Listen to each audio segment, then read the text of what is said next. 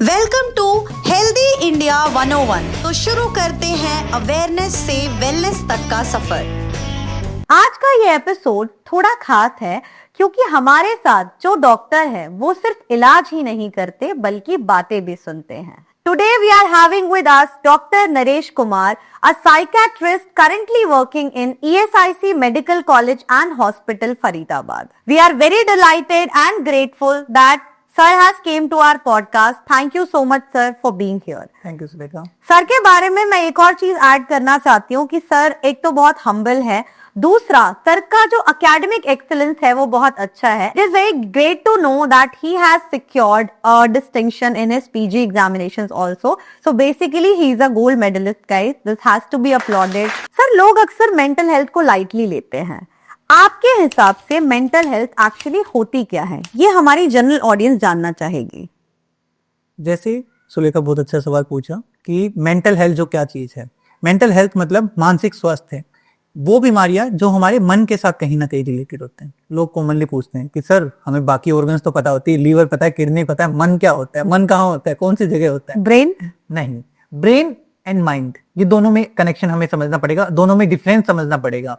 Brain जो होता है हमारा ह्यूमन बॉडी ऑर्गन होता है, उसकी जो बीमारियां होती हैं, फॉर एग्जांपल किसी को दौरे पड़ते हैं, सीजर्स होते हैं, एपिलेप्सी जिसको हम बोलते हैं, लकवा लग जाता है, सीवी का अटैक आता है, पैरालिसिस, फालिस जो कॉमन वर्ड्स में बोला जाता है, these are due to some deficiency in the brain, कि ब्रेन में कोई ना कोई आर्टरी में कोई क्लॉट हो गया होगा, आर्टरी रप्चर कर गई होगी, तो उसकी वजह से जो होता है। एंड उनको डील करते हैं उन डॉक्टर्स को हम कहते हैं न्यूरोलॉजी, ये जो ब्रेन के साथ डील करते हैं।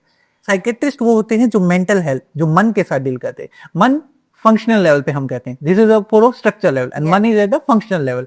फॉर एग्जांपल डिप्रेशन, एंजाइटी, घबराहट, जैसे कहते हैं ना कि मन दुखी रहना, ये मन आप किसी का देख नहीं सकते, आपका मन आप खुद बताओगे। मैं अगर आपसे पूछूं कि सुलेखा तुम्हारा आज मूड कैसा है, मन कैसा है, तो आप खुद बता सकते हैं। हम देख के इफेक्ट बता सकते हैं कि देखने से कैसा लग रहा है, बट मन को बताना वो पेशेंट खुद बता सकते हैं।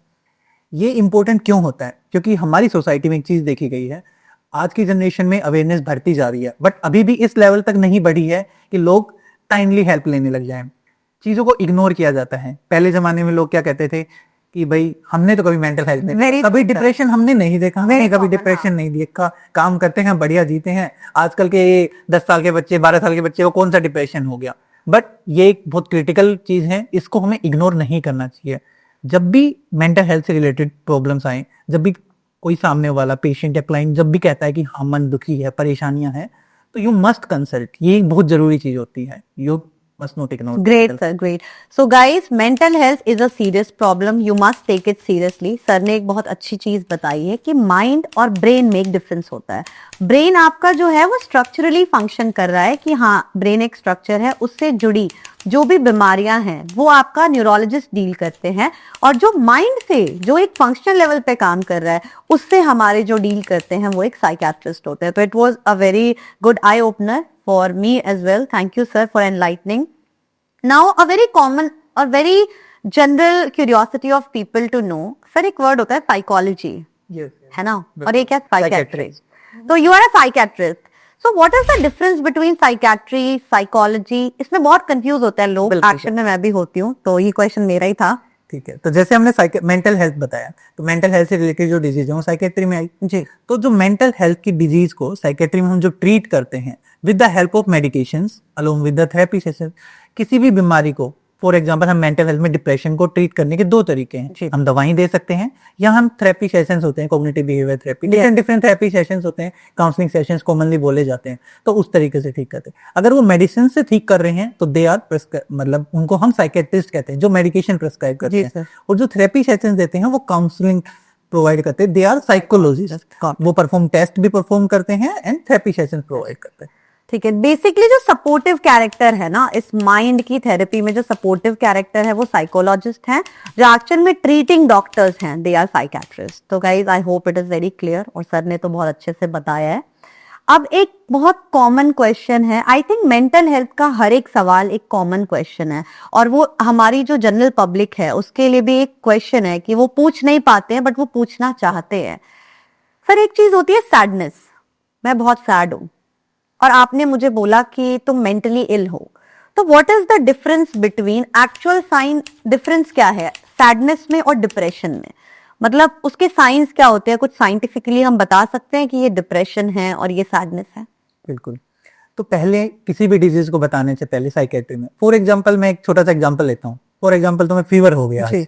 है ना, बुखार लग रहा है, डॉक्टर के पास गए हो, डॉक्टर ने टेस्ट कराया कि हाँ हम विडाल टेस्ट करवा लेते हैं, टाइफाइड करा ले, डेंगू मलेरिया टेस्ट करवा लेते हैं, कोई पॉजिटिव आता है ट्रीटली सिम्टोमेटिकली हम उसके अकॉर्डिंग उसको मैनेज करेंगे। लेकिन डिप्रेशन है, कौन सी इन्वेस्टिगेशन कराओगे, कैसे पता लगेगा कि डिप्रेशन है?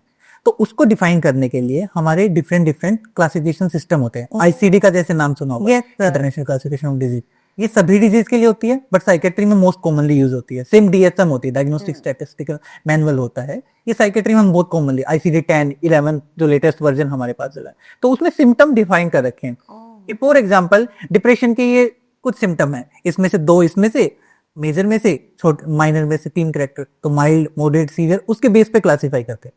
तो जैसे पूछा गया डिप्रेशन क्या होता है, तो आईसीडी 10 में बहुत कॉमनली डिफाइन किया गया है कि 3 मेजर कैरेक्टर होते हैं कि डिप्रेस्ड मूड, कि जब आपका मन that is persistent and pervasive, ये हमेशा हर सिचुएशन में, ऐसा नहीं है मेरा मन उदास है मैं भी उदास रहती हूँ काफी। देखो तो मूवी देखने जाते हैं तो बढ़िया, सब कुछ बढ़िया लगता है ना, आराम से रहता है, that is no persistent and pervasive. और आज है, कल बिल्कुल ठीक है, परसों बिल्कुल फिर उदास हो गया। तो persistent and pervasive low mood, decrease interest in previous pleasurable activity, and it just sort of crept up on me. I didn't know why it was happening or what it was, and it sort of felt weird because it's something that I'd never ever felt before. I mean, when you have a fever or when you have a cold or any other sort of illness, you usually kind of know what it is. But this time it felt different. It felt like something I'd never experienced before, so I didn't know what it was. पहले movie देखना बहुत बढ़िया लगता था, पहले drawing करना बहुत बढ़िया लगता था, अब इंटरेस्ट बिल्कुल खत्म हो गया है ना, और एनर्जी बहुत ज्यादा, उठ के ब्रश करने की भी हिम्मत नहीं हो रही, बहुत थकावट लग रही है। ये सिम्टम्स मेजर क्राइटेरिया है। ये सिम्टम्स अगर 14 डेज से ज्यादा परसिस्टेंट रहते हैं तब हम उसको डॉक्टर। उसके अलावा माइनर क्राइटेरिया जिसमें भूल जाना बहुत कॉमनली होता है, मैं चीजें भूलने लग जाती हूँ। फॉर एग्जाम्पल जैसे हम हाउस होल्ड लेडीज की ही बात करते हैं कि किचन में नमक डालना भूल गई हूँ, चाबी रखी, चाबी उठाना नहीं पता लगा कहाँ भूल गई हूँ, है ना, अटेंशन और कंसंट्रेशन कम हो गया, सुसाइडल आइडिएशन आना, मरने जैसे ख्याल रखना, जिंदगी में कोई होप ना लगना, नींद कम हो जाना, भूख कम हो जाना। तो दीज आर सिम्टम्स। जब ये सिम्टम 2 वीक्स के ज्यादा होते हैं, बस इसमें परवेजी होता है, that is depression. Sadness is temporary state basically, that is more of situational, can be situation के, और it will self limiting and it will resolve. Sir एक बहुत सीरियस क्वेश्चन है, ये आपने बोला ना बातें भूल जाना, सर अक्सर वाइवा से पहले मैं भी चीजें भूल जाती हूँ, वाइवा में भी भूल जाती हूँ, is it a sign of depression? No, it is a temporary state. देखो वाइवा कैसा है, वाइवा एक स्ट्रेसफुल सिचुएशन है, ऑब्वियसली उस टाइम पे हमारे पास एंजाइटी भी तो है। Depression is not only, psychiatry is not depression, psychiatry के डिसऑर्डर बहुत सारे होते हैं that we will discuss. Depression के अलावा एंजाइटी भी होती है, डिफरेंट डिफरेंट सिम्टम्स होते हैं। तो गाइस ये एक फन क्वेश्चन था बट पॉइंट सीरियस था। वाइवा में काफी लोग क्वेश्चन आंसर्स भूल जाते हैं, क्वेश्चन तो याद रह जाते हैं क्योंकि आंसर आते नहीं है। तो प्लीज जो भी टीचर्स हमें देख रहे हैं आप समझिए कि हम पढ़ के आते हैं पर हम भूल जाते हैं क्योंकि वो एक स्ट्रेसफुल कंडीशन होती है। तो it's a temporary state of sadness can be considered. Sir अब एक मैं आपसे केस सिनारियो डिस्कस करना चाहती हूँ। एक मदर है, उसका बच्चा है 15 ईयर ओल्ड एडोलेसेंट, और सर वो 10-15 दिनों से खोया खोया रहता है, किसी से बात नहीं कर रहा, ज्यादा इंटरैक्ट नहीं कर रहा। अब उसकी माँ बहुत परेशान है और उसने मेरे से पूछा कि मैं क्या करूं और वो कैसे पता करे कि उसके बच्चे के लिए बेस्ट चीज वो क्या कर सकती है। मतलब उसे समझ ही नहीं आ रहा कि उसके बच्चे को क्या दिक्कत हुई है। डॉक्टर के पास ले जाना तो बहुत दूर की बात है, वो तो वो अभी सोच भी नहीं रही है। तो उसे क्या एडवाइस देंगे आप कि उसे क्या करना चाहिए? अपने बच्चे को पहले वो समझेगी तब उसके बाद ही तो वो किसी डॉक्टर के पास ला सकती है। तो what is the advice you are going to give to that women of a 15 year old like adolescent?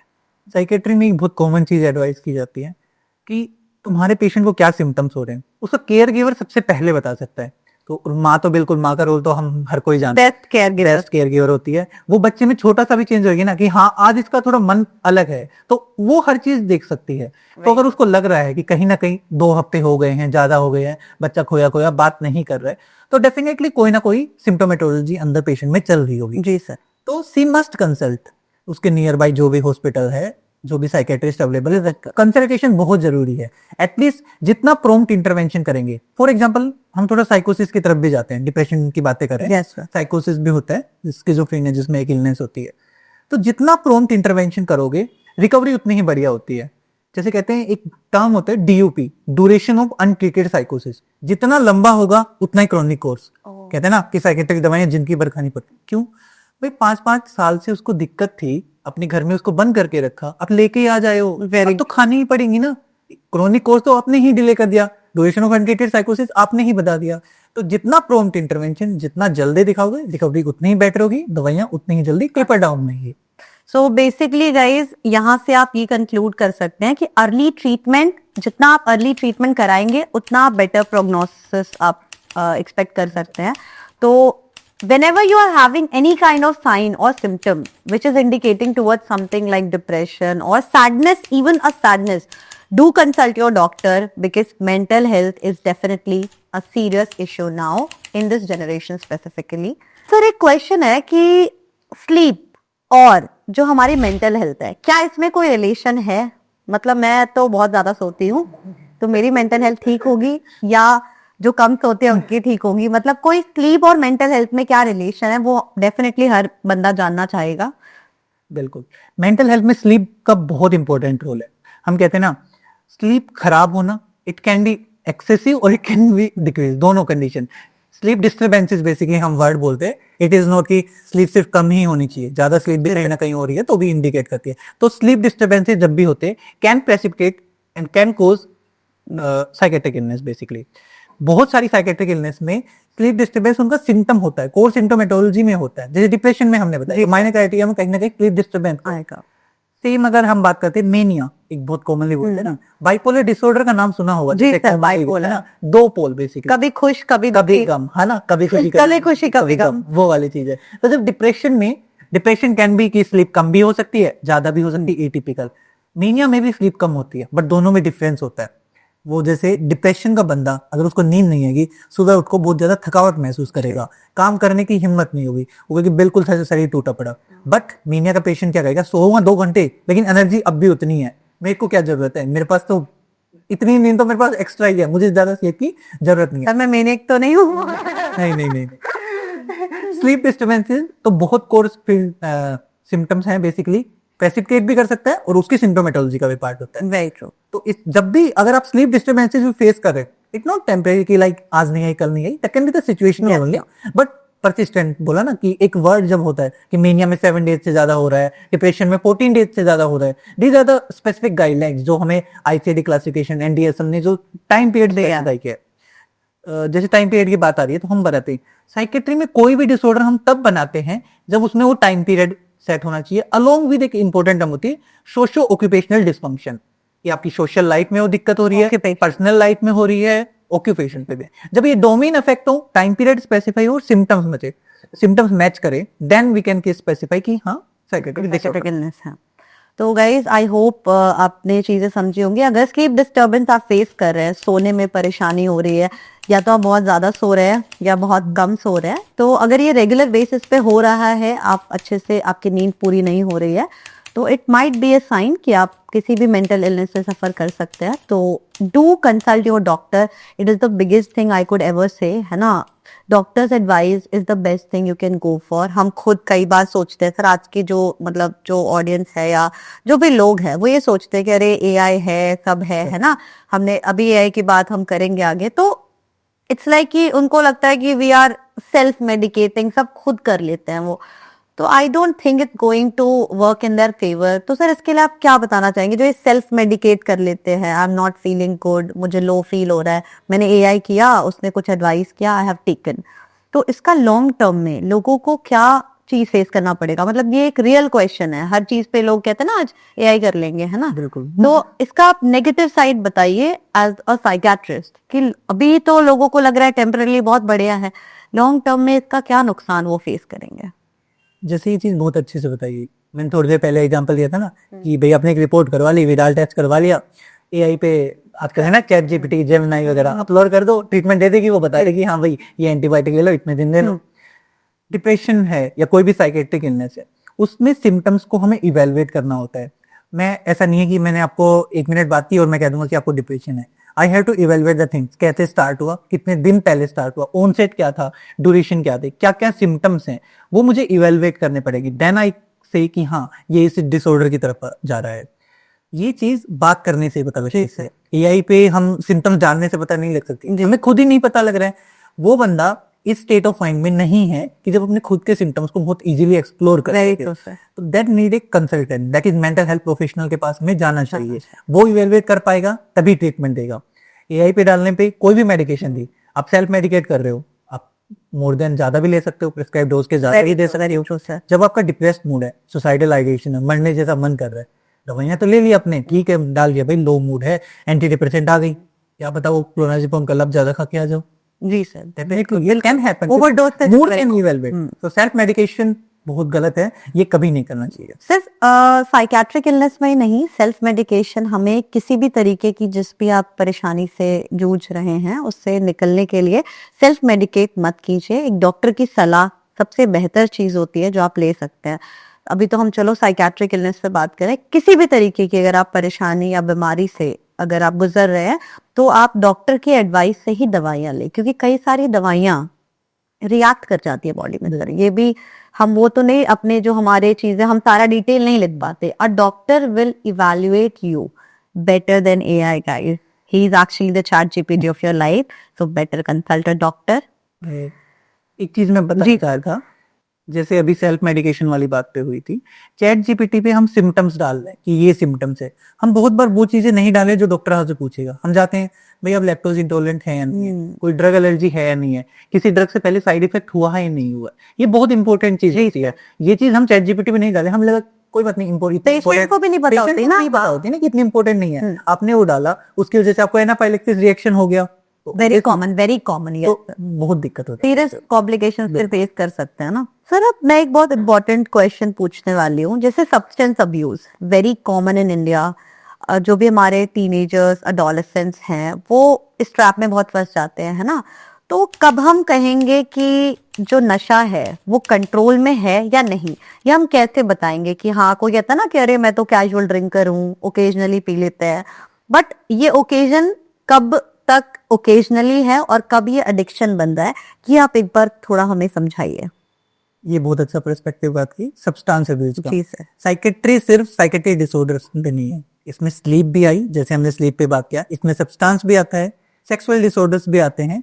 तो ब्रॉड क्लासिफिकेटरी सिस्टम होता है जिसमें हमारे हर डिसऑर्डर होते हैं। अब सब्सटेंस यूज की बात करते हैं, जैसे हमने बताया ना आईसीडी का क्लासिफिकेटरी सिस्टम, जी सर। तो उसमें टर्म डिफाइन की गई है कि कोई भी एक सब्सटेंस का डिपेंडेंस कब बोलेंगे, कि दीज आर द सिम्टम्स, ये जब सिम्टम्स होंगे तब हम डिपेंडेंस बोल रहे हैं। फॉर एग्जाम्पल हम अल्कोहल की बात करते हैं, शराब की, अल्कोहल डिपेंडेंस सिंड्रोम कब बोलेंगे पेशेंट को, जब उसको सिम्टम्स आते हैं जैसे craving, withdrawal, tolerance, impaired control over use and socio-occupational dysfunction including the personal life, financial debts होने लग जाते हैं। जब ये सारे डोमेन्स अफेक्टेड होते हैं और ये परसिस्टेंट मोर देन 1 ईयर तक जब हो रहे होते हैं, तब हम बोलते हैं कि उसको अल्कोहल डिपेंडेंस सिंड्रोम। जैसे क्रेविंग, कि मेरे को एक तलब उठती है जी, ओकेजनल पी रहा है, उसमें वो नहीं कह रहा, लेकिन अब वो कंटिन्यूस हो गया है। ये उसको 4-5 साल में, स्टार्टिंग में 2-3 साल में ओकेजनल था, बट अब उसको इतनी क्रेविंग ज्यादा होती है कि अब उससे रुका नहीं जाता। इम्पेयर्ड कंट्रोल, ये रोक नहीं पा रहा है। सर आपकी दुकान के सामने से जा रहा है, ठेका देखा, शाम को डेली आता है ऑफिस से, ठेका देखा, अपनी ड्रिंक उठाई, चलो घर पे, तो दैट इज कि क्रेविंग हो रही है, कंट्रोल नहीं कर पा रहा है। एंड एक होता है टॉलरेंस, वो कॉमनली कहते हैं ना, पहले यार इतनी चढ़ जाती थी, अब इतनी पी ले, तो ये कहीं ना कहीं टॉलरेंस हो रही है जो हम बहुत कॉमनली इग्नोर करते हैं। इस चीज को हम इग्नोर नहीं कर रहा। एक पेशेंट कहता था कि सर पहले मैं 1 क्वार्टर पीता था और मेरे को अच्छी चढ़ जाती थी, अब मैं 2 क्वार्टर पीता हूँ तब भी नहीं चढ़ रही है, तो कहीं ना कहीं उसकी क्वांटिटी बढ़ाता जा रहा है। That is the tolerance. कि सेम इफेक्ट हमें अचीव करने के लिए क्वांटिटी को जब हम इंक्रीज करते हैं या हम फ्रीक्वेंसी इंक्रीज करते हैं, कि पहले हफ्ते में 2 दिन 3 दिन पीता था, अब हफ्ते में 5 दिन पीता हूँ, या पहले क्वांटिटी कम थी, क्वांटिटी बढ़ा देता है। और एक विड्रॉल सिम्टम्स की बहुत कॉमनली जैसे बातें, हाँ विड्रॉल सिम्टम्स सर बहुत सुना है। अब क्रोनिक अल्कोहल यूज है, डिपेंडेंस सिंड्रोम हमने मना लिया कि 1 साल से ज्यादा फॉलोइंग सिम्टम्स, उसमें से सिम्टम्स प्रेजेंट है, अल्कोहल डिपेंडेंस सिंड्रोम हो गया है।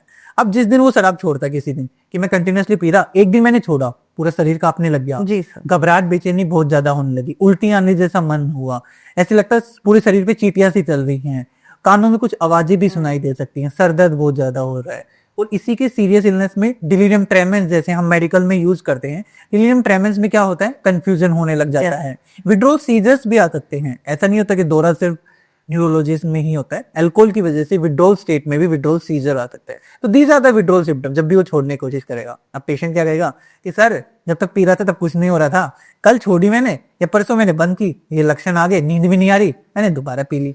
तो कहीं ना कहीं ये विड्रोल रिलेटेड क्रेविंग हो गई कि विड्रोल को मिटाने के लिए पीता रहा, तो पीने दो, कभी इलाज नहीं ले रहा। बट जब भी विड्रोल सिम्टम्स आए, जब भी आपका मन हो कि हाँ अब मेरी इच्छा हो रही है कि इतना कर्जा हो गया, घर परिवार टूट रहा है, वाइफ अपने वापस चली गई, बच्चों के साथ लड़ाइयाँ हो रही हैं, तो जब आपको लगे कि अब मेरे को क्विट करना चाहिए, you must consult proper prescriptions, proper दवाइयां उस चीज में हेल्प करती हैं कि आपकी क्रेविंग कम की जाए, जो क्रेविंग हो रही हो। Yes, sir. ऐसा नहीं है कि विड्रॉल हुआ और हम दोबारा से फिर से वही सेल्फ मेडिकेशन वाली बात, हाँ, कि अल्कोहल ही दोबारा लेने लगे। पी रहे थे तो बढ़िया था, बढ़िया था, छोड़ा तो गड़बड़ हो गई। तो तो यार harmful। ये मत करो, फिर अगर छोड़ दिया तो छोड़ दो, पीना छोड़ने के बाद दोबारा मत पीना गाइस, क्योंकि I think alcohol destroys many families. तुम्हारे फैमिली रिलेशंस को भी जो अल्कोहल है वो खराब करता है। तो इट्स बेटर फॉर एवरीवन अगर आप इन चीजों को अवॉइड करें। सर अल्कोहल के साथ साथ tobacco consumption is very common in India, और आजकल जो हमारी जनरेशन है इसमें सर वाइट सब्सटेंस का बहुत कॉमन ड्रग अब्यूज हो रहा है। तो इस पे आप कुछ बताना चाहेंगे ऑडियंस को, उसके नुकसान? और जैसे हम सब्सटेंस में हमने अल्कोहल की बात की, टोबैको भी है। टोबैको का जब हम सुनते हैं ना पेशेंट, तो पेशेंट कॉमनली कहता है कि सर मैं बीड़ी सिगरेट तो नहीं पीता। तो कहते हैं गुटखा खैनी खाता है, हाँ वो तो खा लेता हूँ सर, वो तो एक दो खा लिया, कुछ नहीं होता। गुटखा खैनी को तो मान के टबैको है। गुटखा खैनी इज नॉट सब्सटेंस। वो कहते हैं कि नहीं ये तो सब्सटेंस है ही नहीं हमारे लिए, बट इस चीज को इग्नोर नहीं करना। जैसे लास्ट टाइम भी सर, जैसे उनको सर ने बताया था कि लंग कैंसर मोस्ट हो रहा है, तो स्मोकिंग उसका बहुत बड़ा कोज है। टबैको, तो टोबैको था बेसिकली, उसमें सब कुछ इन्वॉल्व हो रहा है कि आप च्यूइंग प्रोडक्ट्स भी ले रहे हैं, गम प्रोडक्ट्स भी ले रहे होते हैं, जिसमें भी निकोटिन हो रहा होता है, कहीं ना कहीं ये आपको कैंसर कोज कर सकता है। तो डेफिनेटली कोई भी सब्सटेंस हो आपको अवॉइड करना है, ये नहीं कि सिर्फ निकोटिन ही होना चाहिए। उसके अलावा जैसे अदर सब्सटेंस हुई, कैनाबिस हुआ, जैसे हम कॉमनली गांजा बोलते हैं। अब पेशेंट क्या कहता है, होली आ रही है सर, होली आने वाली है अभी, है ना, भांग मिलेगी सर, भांग तो भोलेनाथ का प्रसाद है, थोड़ा पी लिया तो क्या होता है। बट स्टडीज कहती हैं कि कैनाबिस का सिंगल पब या सिंगल इनटेक भी साइकोसिस प्रेसिपिटेट कर सकता है। साइकोसिस इज लाइक कि उसको ऑडिटरी हेलुसिनेशन, कानों में आवाजें आना, चीजें दिखाई देना, लोगों पे शक वहम होना, ये चीज भी हो सकती है। सिंगल इनटेक ऑफ कैनाबिस भी ये कोज कर सकता है। मतलब होली पे भांग नहीं पीनी? नहीं, बिल्कुल नहीं, होली पे भांग नहीं पीनी गाइस। तो हर चीज को भगवान का प्रसाद नहीं बोला जा सकता, वो अलग चीज थी जो डिफेंड मत करो अपनी गलतियों को, that is wrong, you should not take it. एक कॉमनली आजकल बोलते हैं कि कैनाबिस के कि सर ये तो प्लांट है, पौधा ही तो है सर, हम प्लांट खा रहे हैं। It's not the plant. उसकी कंसंट्रेशन जैसे जैसे अब बढ़ती जाती है, कैनाबिस है हमारे पास जिसमें हम और भी अदर सब्सटेंसेस जैसे गांजा हो गया, गांजा हो गया, कैनाबिनॉइड ऑयल होते हैं, तो उसमें कंसंट्रेशन जैसे जैसे बढ़ती है वो हार्मफुल होती है। सर इनका भी टाइप, इतने सारे टाइप, डिफरेंट टाइप्स होते हैं, सिर्फ हर्ब्स ही नहीं होते हैं। जैसे उसके प्लांट्स हुए, मतलब लीव्स हुए, फ्लोरिंग टॉप्स हुए, दैट इज अलग अलग कंपोनेंट से वो चीजें अलग, सब में केमिकल हो गया ना। तो अल्टीमेटली वो हमारे ब्रेन को, हमारे माइंड को अफेक्ट कर रहा है। तो जो चीज आपके माइंड और ब्रेन को अफेक्ट कर रही है, इट्स बेटर अगर आप उसको पहले ही अवॉइड करते हैं। तो ये पब्लिक हेल्थ अवेयरनेस में एक बहुत जरूरी चीज है। एक सब्सटेंस में जैसे हम सब्सटेंस की बातें करते हैं तो कंटिन्यूएशन ओपियोइड बहुत कॉमनली, वेरी कॉमनली ना, आप अपनी घर में जो लेडीज हैं और जो बाकी लोग हैं उनमें कॉमनली देखोगे कि सर शरीर बहुत दुखता रहता है, दर्द होता रहता है, मैं फार्मेसी पे जाती हूँ, दवाई लेता, बढ़िया मस्त हो जाता है, पूरे काम कर लेती हूँ, सास भी खुश, मैं भी बिल्कुल बढ़िया रहती हूँ, पूरे दिन का काम हो जाता है। हम बोले दिखाओ कत्ता दिखाओ कि सर कितने गोली खा लेते हो? सर पहले एक खा लेती थी, अब एक से नहीं होता 2-3 भी हो गई, थोड़ी थोड़ी में 5-6 भी हो गई। देखते तो होता क्या है, ट्रेमाडोल।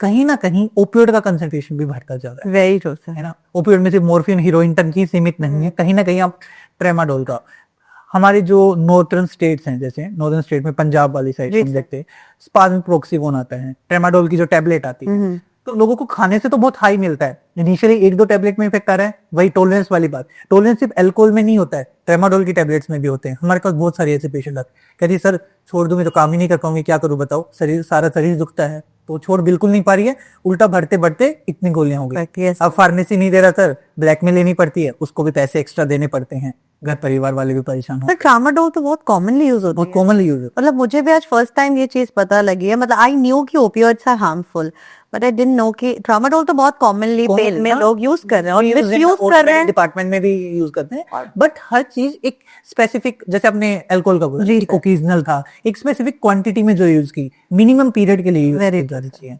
इट्स नहीं कि हम कंटिन्यूअसली आ रहे हैं, डॉक्टर ने स्टार्टिंग में तो दी, तब तो ठीक है भाई, इंडिकेटेड था, लेक्चर हुआ था, कोई बात नहीं, इंडिकेटेड था, लेकिन अब वो इंडिकेशन खत्म हो गई, अब मेरी दवाई की क्वांटिटी बढ़ती जा रही है और मैं बढ़िया काम कर रही हूँ, मेरे को अच्छा हाई मिल रहा है, same as the other substance की तरफ मिलता है।